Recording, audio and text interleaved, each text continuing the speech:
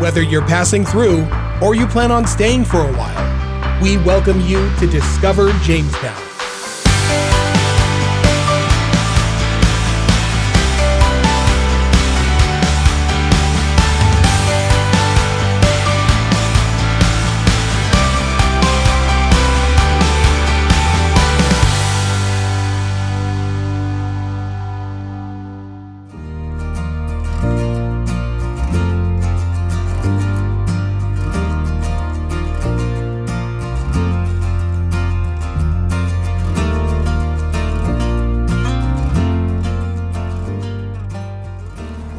Everybody, and welcome back to Discover Jamestown, North Dakota. We are out here going to see something called Dakota Thunder.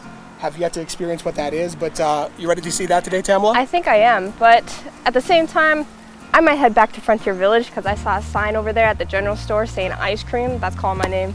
All right, well, I'm going to catch up with you later, okay? And I'm going to go see what this thing has to offer, okay? Okay. All right, we'll see you. See ya.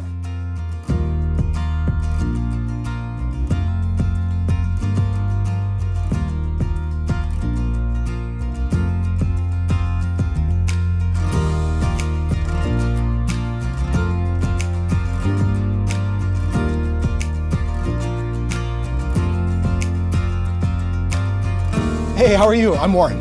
Keith Norman, historian here in Jamestown. Well, nice to meet you, Keith. Thank you for taking time. I essentially just ran back here because this thing caught my eye. We're off of I-94 now in Jamestown, and there's a little bit of traffic behind us, but tell us what's right behind us and how this thing got here. The world's largest buffalo, product of the 1950s.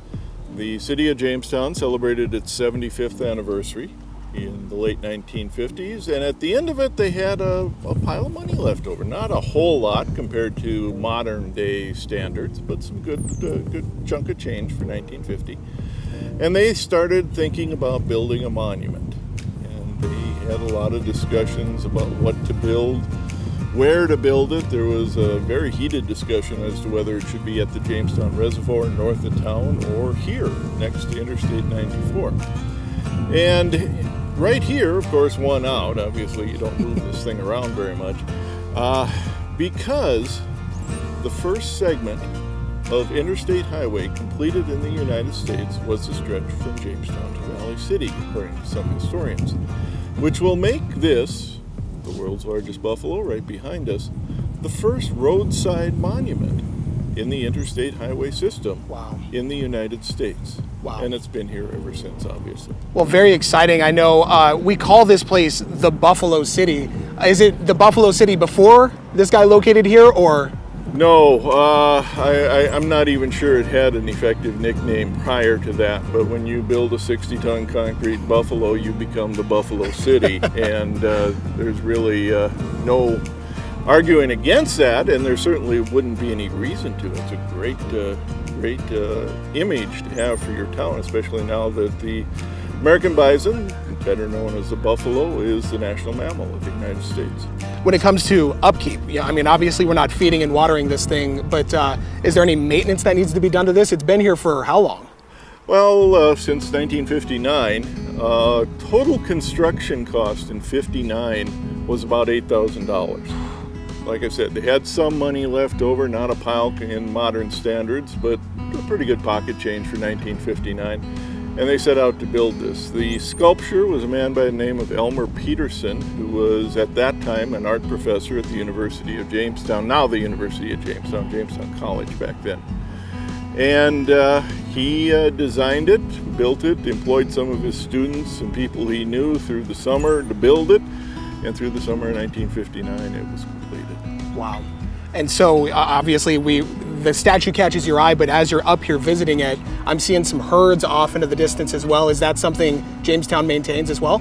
The live herds are part of the National Buffalo Museum, and they do a very good job of telling the story of the American bison as a commercial, agricultural product and the heritage of the animal, especially in the Plains Indian tribes. So they are the moving factors for the bison herds that are here, the live bison herds that are here.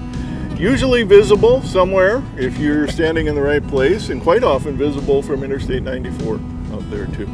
Wow. So, well, hopefully we can find some way to maybe get out there. I hear there's some sort of tours that they're working on too. I hear that too, and I believe they're operational and working very well.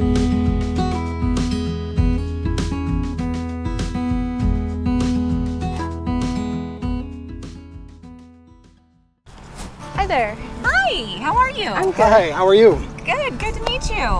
My name is Warren. This is my sister Tamela. You are? I'm Ilana. Welcome. Are you here for the tour? Absolutely. I think we got a pretty good introduction to that big statue over there, Dakota yeah. Thunder. But I think we want to see the real thing today, Ilana. Awesome. Well, you are just in time. We're getting ready to kick off our 3 o'clock tour. I don't know if you know this, but our mission here at the National Buffalo Museum is to advocate for the restoration of the North American bison. And part of the way we do that is through managing 2 bison herds. What we like to do today is we like to get people out to see our herds, and you guys are going to go see our South Pasture, which is a herd of this year about 11 younger animals on about 100 acres of land. We like to tell people that our bison are managed in an enclosed pasture, and so we manage them a little bit differently. They're managed a little bit more like livestock, and even so, they still maintain their wild instinct. So one thing we try and teach people is to have some real respect for that animal. Okay, so you guys ready to go? Absolutely. All right.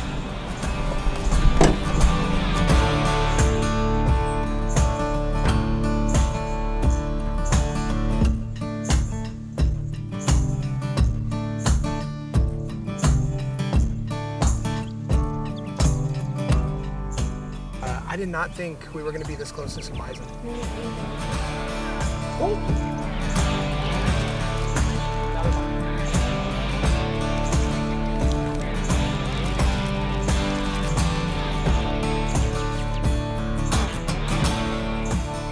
Do you think there's enough food for them out here? Do you think we'll be able to feed them a lot? Yeah. They must love them. They must love those little kitty things.